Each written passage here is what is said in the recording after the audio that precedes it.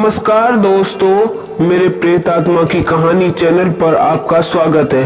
दोस्तों, मैं आज आपको एक ऐसी रात की बात बताऊंगा जो कि पूरे चीख से सहमी हुई होती है।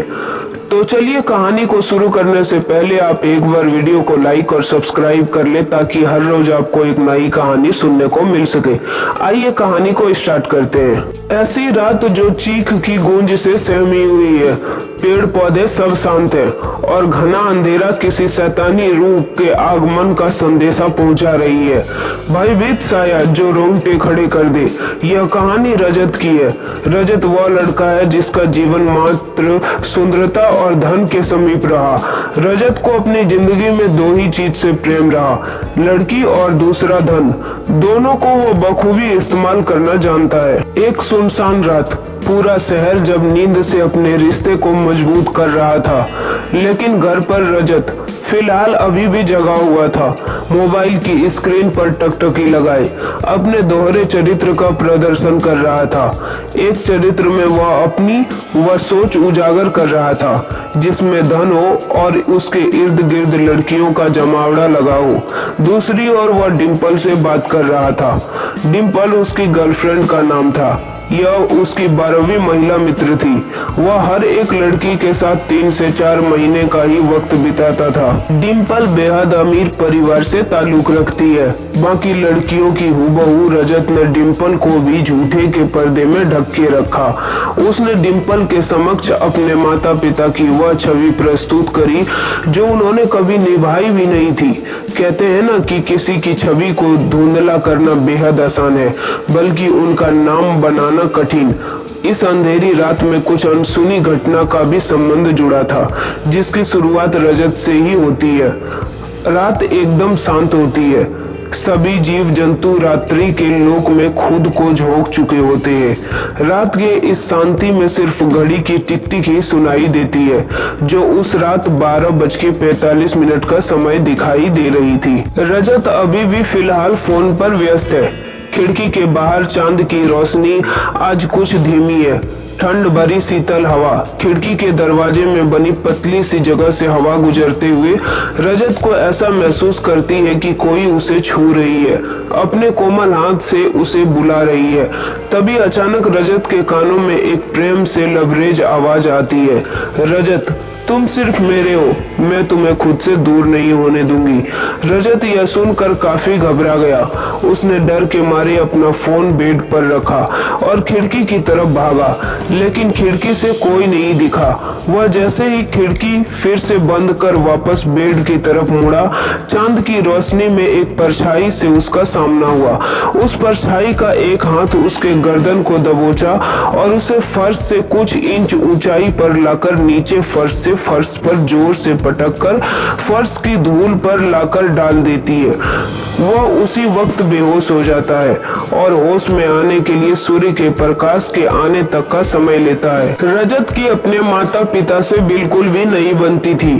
वह हर समय किसी न किसी विषय पर अपने माता पिता से विवाद कर देता था।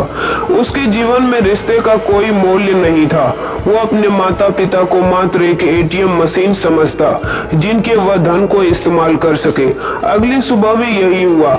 उसने होश में आने के बाद अपने साथ हुए पिछली रात की घटना को स्मरण करने लगा, जिससे उसके माथे पर चिंतित रेखा के साथ पंखा चलने के बावजूद पसीना से भीगा हुआ था।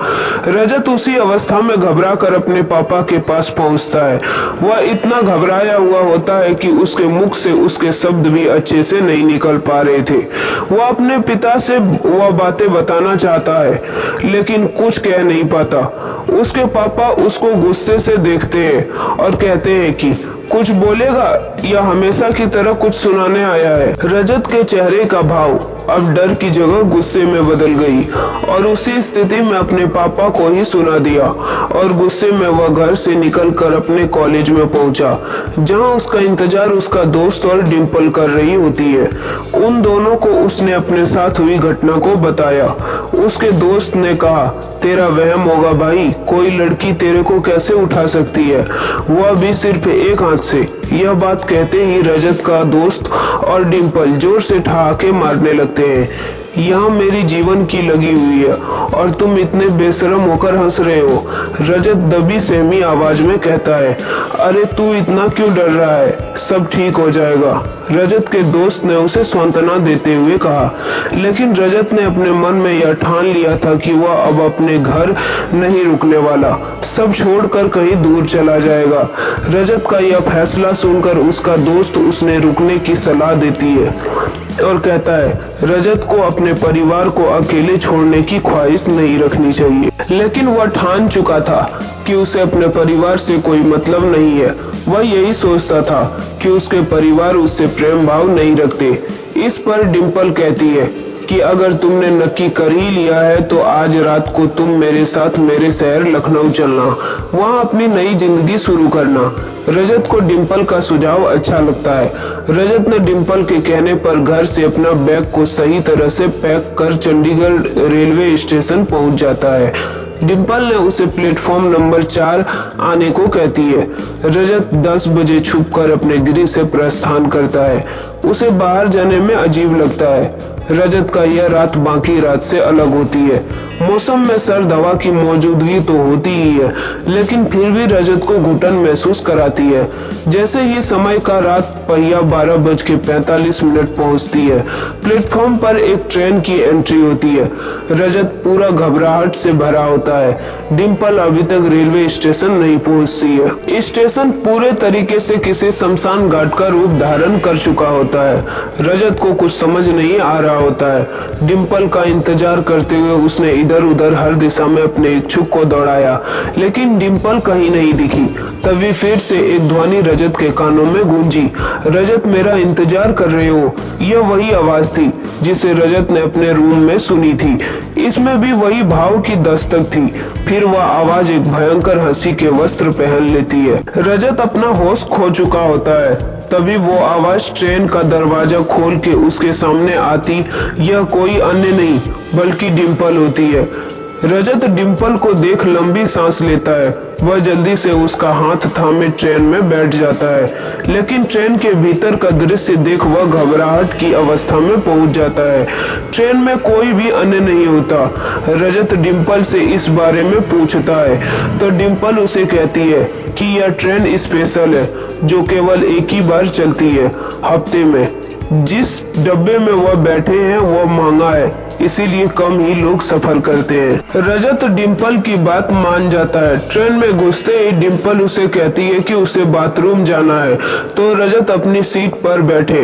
रजत जैसे जैसे अपनी सीट पर जा रहा होता है उसे कुछ जानी पहचानी कई लोगों की बात सुनाई देती है, जिससे वह कभी अवगत होता है।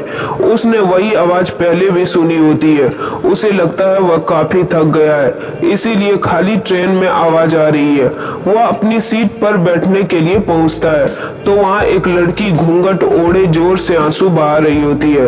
रजत उस लड़की से पूछता है कि वह क्यों रो रही है, तो जवाब मिलता है कि उस लड़की का किसी ने रेप किया है और उसका आरोपी बाथरूम में गया है। रजत उस लड़की को चेहरा दिखाने के लिए कहता है ताकि वह मरहम पट्टी लगा सके। जैसे ही लड़की घूंघट ऊपर करती है उसका चेहरा देख रजत चकित रह जाता है।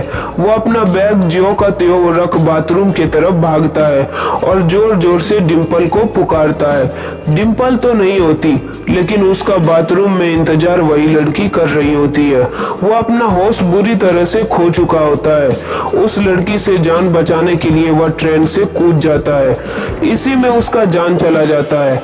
आखिर में उसका फोन, जो डर के मारे वह ट्रेन की सीट पर भूल जाता है, उस पर एक मैसेज आया होता है जिस पर लिखा होता है, सॉरी जान, मैं तुम्हें बताना भूल गई थी, मेरा अपने शहर जाने का प्रोग्राम कैंसिल हो गया था, दोस्तों के साथ डिस्को गई थी, होप तुम समझोगे। दोस्तों, आपको कहानी कैसी लगी हो हमें कमेंट में जरूर बताएं और वीडियो को लाइक और सब्सक्राइब करना ना भूलें, इसलिए ताकि आपको हर रोज एक नई कहानी सुनने को मिल सके। तब तक के लिए धन्यवाद। मिलते हैं अगली वीडियो में एक नई कहानी के साथ।